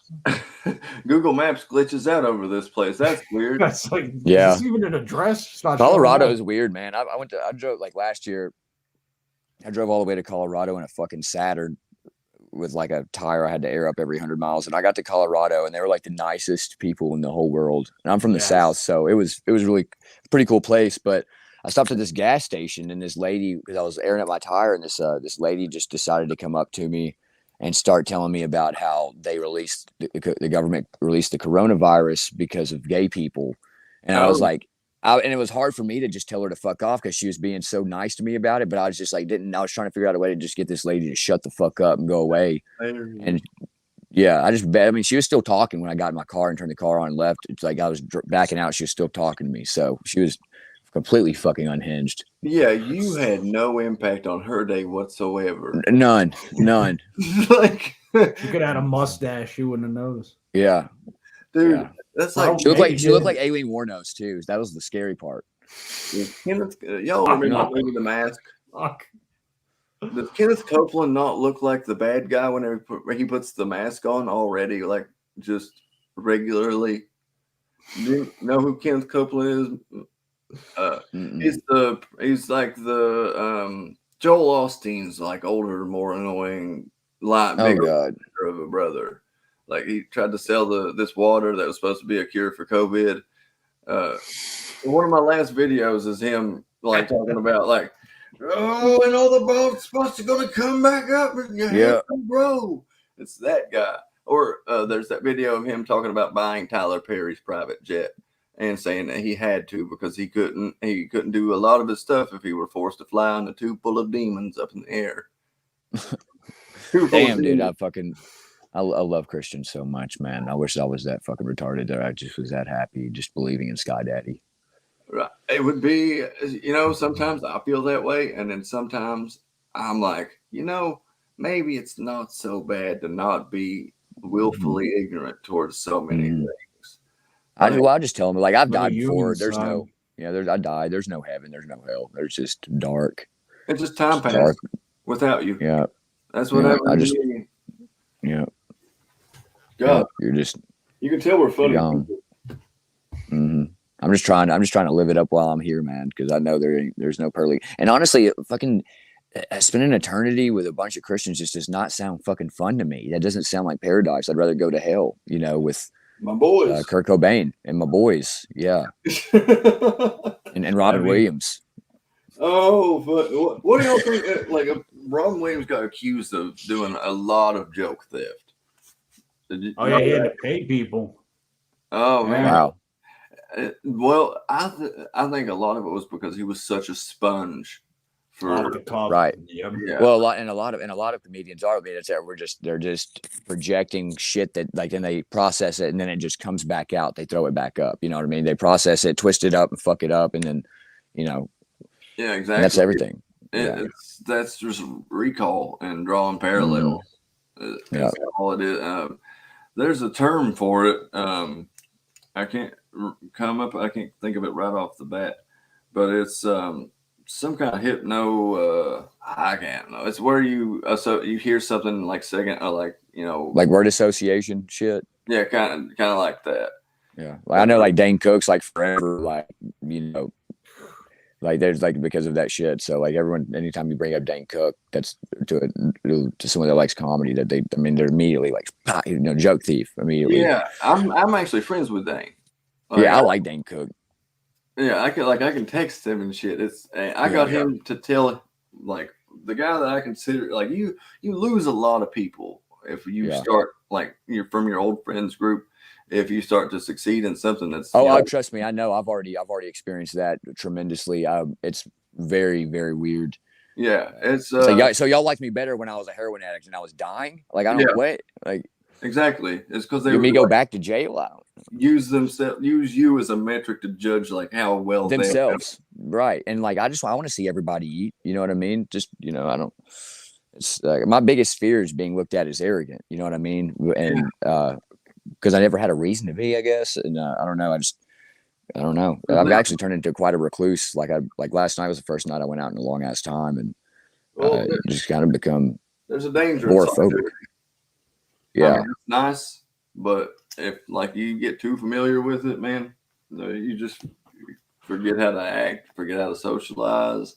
Yeah, and people stop caring. Yeah. Hey, I wish they'd stop caring. I hate that bitch. Yeah, Karen. Yeah. Oh, I'll take this moment out to give a special shout out to my uncle. I do this in every live that I've ever done. Now, hey, Kevin, fuck you, buddy. You'll probably never see this, but you're a piece of garbage. You know what? Fuck you, Kevin. Yeah, we did that last time. Yeah, fuck you, Kevin. Yeah, not everybody knows it, but I got you trash person, you garbage man. You fuck boy grew up. Look over here. The only time I'd ever go back to Kentucky is to whoop Kevin's ass. Fuck you, Kevin. God damn right. There we go. Well, that's enough attention to give to him. I forgot. I wanted to ask you what was that comedian you said was another one of your favorites? I said I'd never heard of before. I wanted to write that down. Check it out. Trevor Moore. Oh, not Trevor Moore. Was it Fitzpatrick or you said Henry Zabrowski, maybe? Zabrowski. Henry Zabrowski. Yeah, he's good. A lot of his shit is improv too. He does a lot of prop work and shit. Like I think it's look up these hands. Take a look at these goddamn hands. Is what he says. Have you seen that one? No, it's fucking hilarious. Oh my god. And he's like, dude, check out his podcast, last podcast on the left too. That's they do like a lot of serial killer shit and just really a lot of everything. And he's hilarious. I heard of originally, yeah. Yeah, and Your Pretty Face is Going to Hell is a hilarious TV show where he works for hell as a demon, like trying to get people to fuck up and steal their soul and shit. But he's just like not good at being a demon. Well, come on, there, you steal that candy. Yeah, like his boss is like Satan and abuses him and shit, and it's pretty fucked up. It's funny. Who would have thought that Satan would be an abusive employer? Yeah. You figure top-notch insurance, since it's eternal, you're not going to. Yeah. I've been trying to work this into that veteran joke. It's like, imagine having an insurance plan so shitty you have to join ISIS to afford your insulin. Yeah. The worst thing about my joke that never really lands is I hate living in my grandmother's basement because it has a drop ceiling. Do you have any idea how hard it is to fucking hang yourself from a drop ceiling? Oh, it's almost as hard as it is to hang yourself in a jail cell whenever you actually have guards watching and shit. Dude, I have a news article from where my dad tried to escape from a holding cell, and he fucking got a hole in the ceiling, and it's reinforced and shit with wire and shit. He got up in it and crawled adjacent over into the hallway and fell through the fucking ceiling and got up and got just the whole goddamn sheriff's department beat his ass. Oh yeah, because you challenged their fickle and really brittle sense of who they are and shit. And the reason he did it was he was trying to hide some meth, so he ate probably 4 grams of meth when he got pulled over. But then they had 10 under the seat, so I was like, why did you even try? Yeah, why did you even try to do that? That's when your cup truly runs over. With amphetamines. Yeah, just start throwing it outside. I don't know. It's better than pick the wrong week to quit amphetamines. Mm-hmm. I accidentally took meth, and I accidentally drugged myself. Is what happened. Yeah, you thought you were doing some coke, and your brain started burning and boiling out of your fucking ears. Listen, cocaine is meth with manners. I don't care what anybody is. But I was at a party and this guy was handing out drinks and stuff, and I was thirsty as fuck, so I just jumped at the chance to take the one. That was loud. What was that? I could go whatever was a word. Like my notes in and stuff. Shit. Oh yeah. How many fucking keep your weed in there? How many did you get that from the catalog? Camel dollars? You know how many camel cash this was? Hell yeah. At least one lung gone. I seen an old man the other day with a camel jacket on. I was like, that motherfucker smoked cigarettes for 25 years to get that jacket. bro, for real. Like this lamp right here, this is Camel too. Damn. Listen, if I'm about something, I'm about it. Okay, I'm a fucking nerd. That Yeah. nerd. And you live in Kentucky, cigarettes are what, like $2 a fucking pack? They're mandatory. Yeah. Yeah. They're make your bones strong. Yeah. In Soviet Russia, we give our children the cigarette to make their bones strong. Man, my son was crawling around the other day and he was like, had this shit. I was like, what the fuck is in your mouth? He was eating a fucking cigarette butt. And I was like, God damn it. He's like, oh, just like his daddy. Just like his daddy. I was like, he's going to be sick. Never got sick or nothing. And I was like, man. It's my boy. I don't think he swallowed any of it. Like, okay, so growing up in the South, I don't know if they do this other places, but if you get stung by a wasp, they put tobacco on it. Yeah. I don't know what the fuck that, yeah. They'll take either like chewing tobacco and put it on Yeah. it. Or they'll No, like a cigarette, they'll like cigarette spit on a cigarette and rub it on there. Like, I don't know if that really helps or if that's just some crazy shit people do from lack of education. I don't know. That's something that, that I'm sure it stems from like the 1800s where you could walk around and tell people you were a doctor if you had like full sentences and had enough heroin. And he's like, yeah, it's like, I think I have leukemia. It's like, yeah, here's some cocaine and opium. Yeah. Feel better. Yeah, that's exactly like one of my jokes is like in 1917 during the flu pandemic, they didn't have internet, television, any of that shit. What the fuck did they do? Oh, never mind. The coke actually had coke in it. Yeah, here's some Dilaudid. Yeah, and here's some heroin for your mood swings. They probably didn't even know that flu pandemic.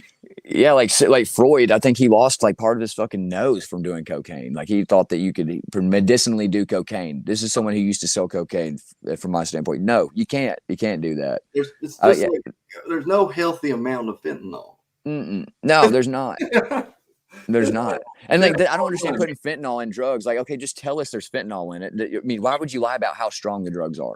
Yeah. Why would you lie about that? Well, it's like by the way, these drugs it's like strapping a fucking rocket booster to like a little Volkswagen or some kind of car, or is that me? Yeah.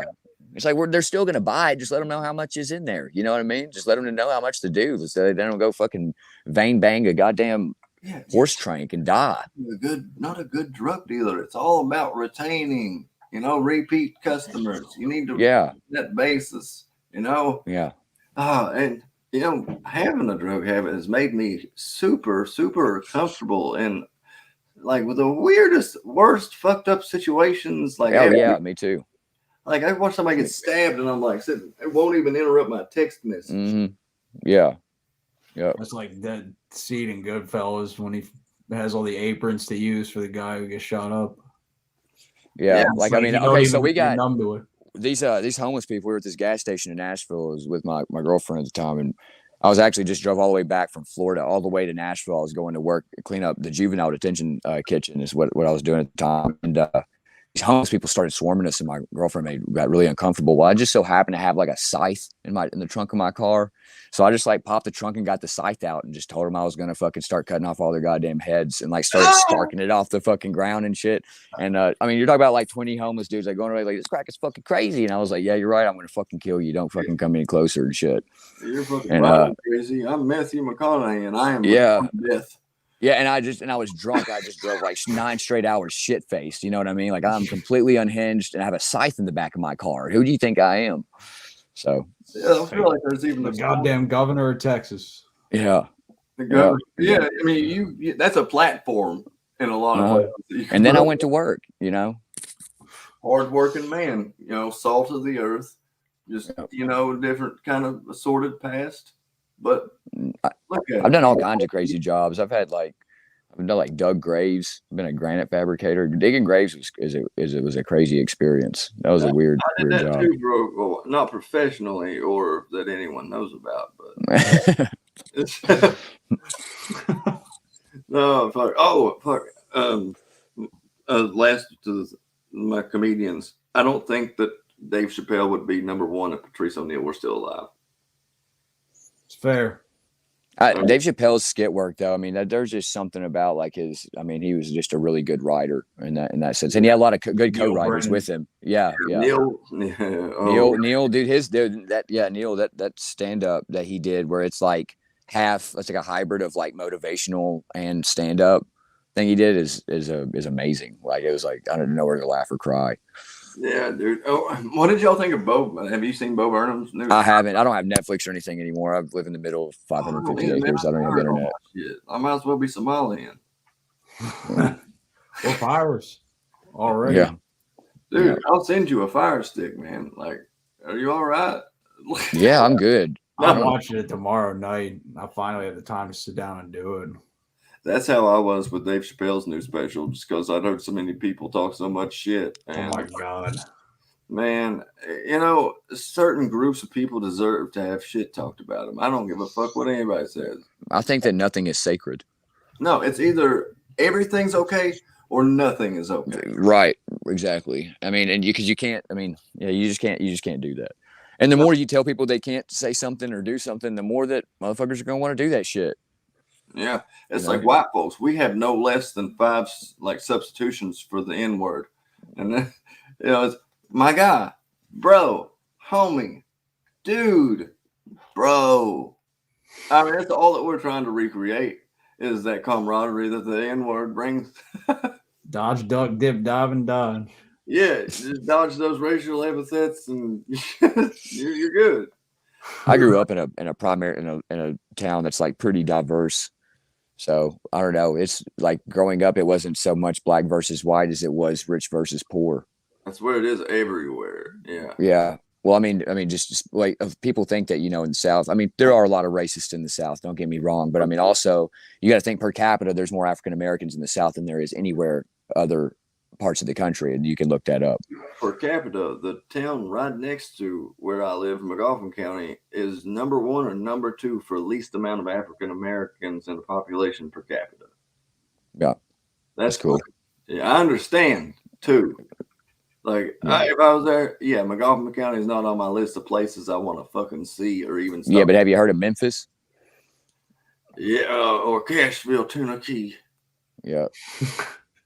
And Nashville is in the middle of this huge gentrification thing right now, and it's fucking crazy. When I had a job, and I was just doing like street work and for this company, we were like putting in grates and stuff for like these really nice like looking shotgun apartments that I would never want to live in. But we had to have an armed police there guarding us while we were putting in these street grates because like they were like borderline up onto the hood, and like there was like the gentrification was so like. And they shot at this dude that was working there and like stole a lot of shit out of his van. And it's like, they're pissed off. They're pushing people out of the city and stuff. It's crazy. Like Nashville is turning into LA with cowboy boots. Oh yeah, in LA they stopped saying people that they have a home. What's up, Kier? Hey, I know him from Facebook. He's done a couple of Zoom comedy like stand up things with me. Pretty cool dude.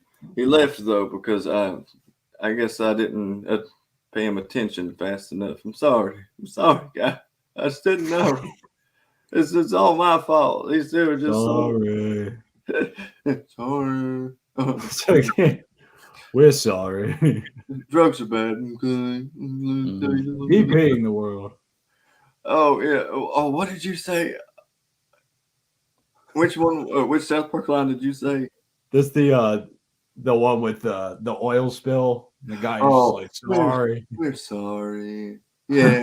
He's on the rug with the tiger rug. He's like, sorry. Yeah. Sorry. Tweaking his nipples. Oh yeah. The PC guy and shit. That's really good. Stunning and brave. The mighty Cthulhu. Dude, I think that South Park is immune to cancel culture because one, it's not the fact that it's just a cartoon, but it's children in the cartoon saying these fucked up things, and it's also right what you've come to expect from them. Right, like it's like that's their thing is to be completely and totally inappropriate at all times. Yeah, they're so accurately inappropriate. Mm. I love it. Yeah, it's yeah, I love it. I fucking hate it. I want to kill it. I want to marry it. Like, just all where the fuck we're going. Hey, we've been going at this for an hour and a half already. I got a shit. All right. Oh well, speaking of shit, I'm gonna play one of your songs on here real quick so Steven can. Fuck you. Go ahead. Oh yes, man, dude. I will after this show, man, definitely we will be in touch, brother. This was Okay, cool. good. Sweet. Awesome. Good deal, man. Well, anytime you come to Charlottesville. Hell yeah, dude. For sure. All right, now, ladies and gentlemen, or people that are soon to watch. Kiss Army. Yeah. Oh, and well, here we have the musical stylings of King Lazy Eye. Call me dangerous, call me fun. There we go. Look at me.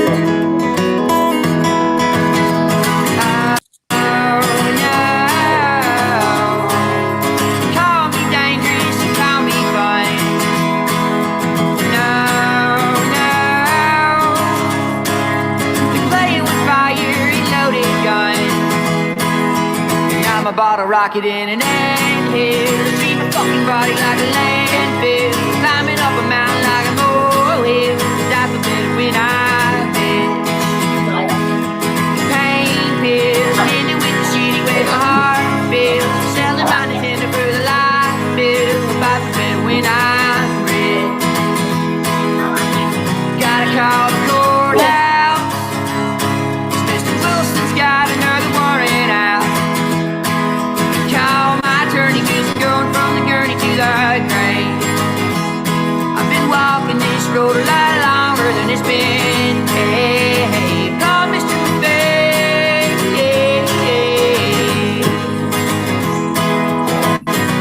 You won't always land on your feet. You gotta show your teeth to eat. He took the black sheep, made a wolf, bang bang, can't get him to leave. You know. Bro, you write all those lyrics? Yeah. Yeah. Fucking love those. Like some of the best lyrics I've heard from anybody in a long time. Like Thank you. Actually, I wrote that.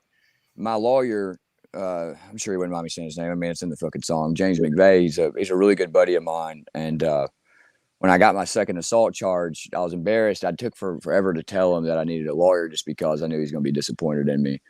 And he was. He called me a fucking idiot and all that and shit because he's like a sociopath, but he's also a caring sociopath. But yeah, so I kind of wrote it as like an apology to him. Yeah. Like, hey, I know I'm a fuck up, but help.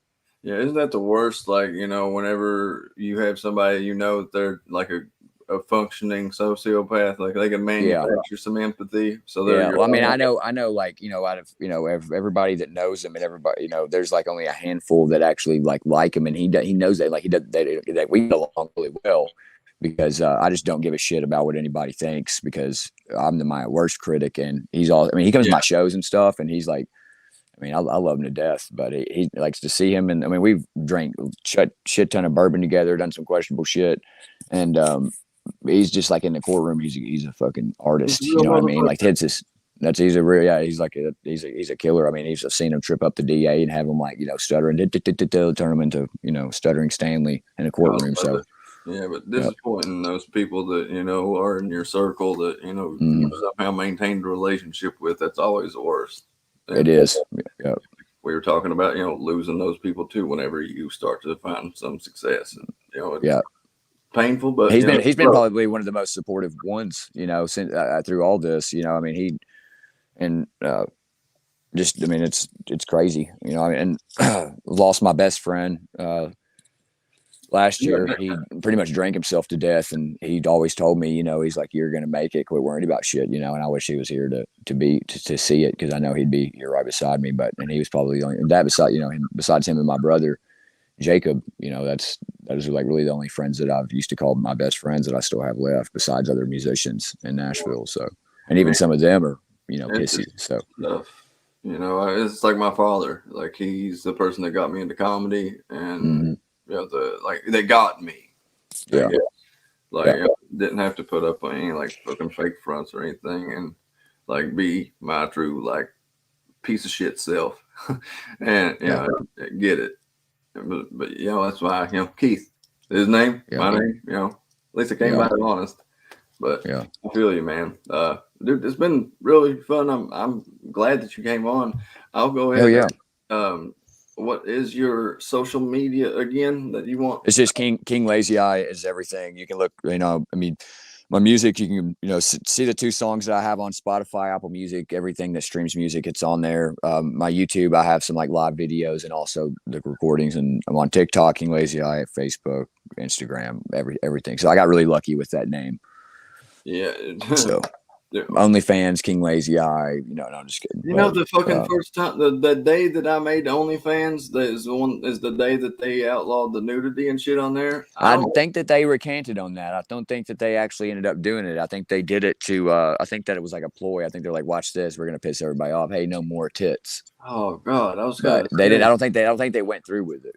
Good, because that would be like Apple deciding to stop selling cell phones. It'd be like Apple, like taking away like child labor, GarageBand or some shit off, iMessage or something. It'd be like taking away an integral part of what they do. Yeah, which I don't even know if I'm gonna stick with that. With no child labor, just no suicide, no child labor, livable wages, all that shit. It's just not Apple that way. They can't afford to be innovative. I don't think the South got the memo about the no child labor shit. I don't think that. Because I've been doing shit I shouldn't have for a long fucking time. You know what I mean? Yeah, always directed by an adult. Like I was in high school when I was like 16 years old, I had all my credits and everything. So they put me in ag for 3 blocks, welding trailers and fucking wiring trailers and welding shit, and like it was cool. But that's like it was a little excessive. Job. Yeah, dude. Yeah, for fucking free. Yeah, for the experience.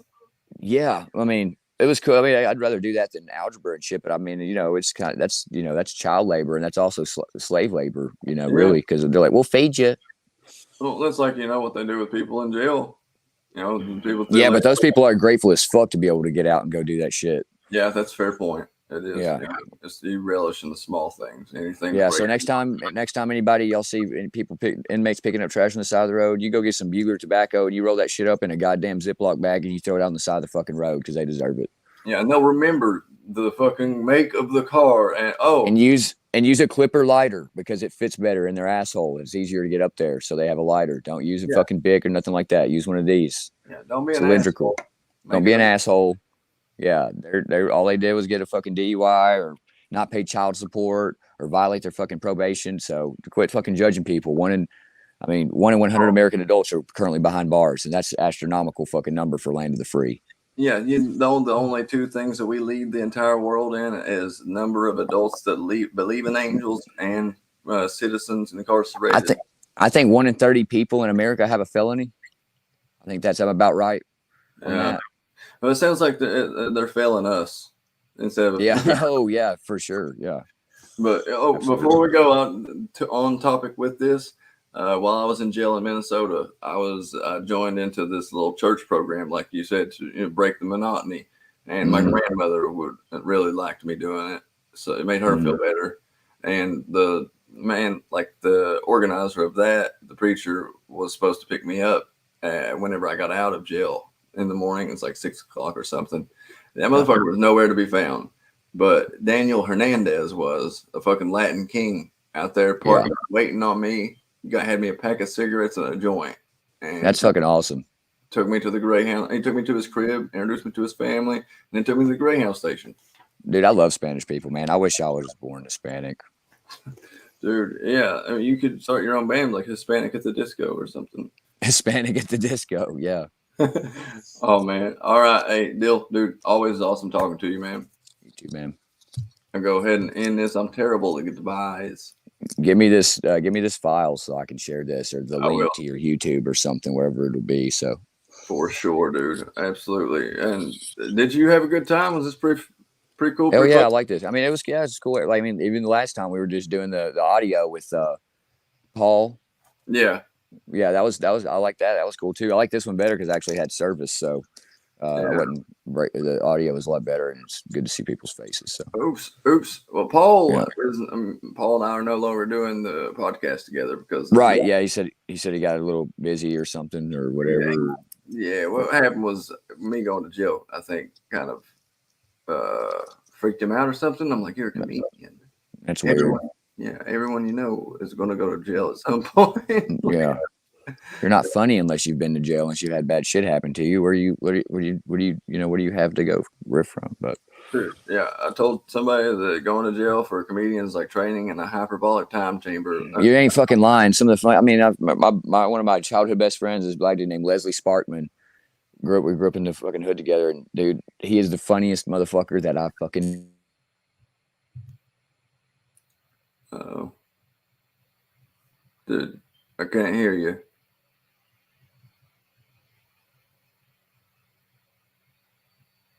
Look what God did. He did it. He ended the stream for us because he knows I'm terrible with goodbyes. Or did I do that? There. All right, there we go. Well, if that wasn't an awkward enough goodbye for you, I don't know what the fuck to tell you. Peace out.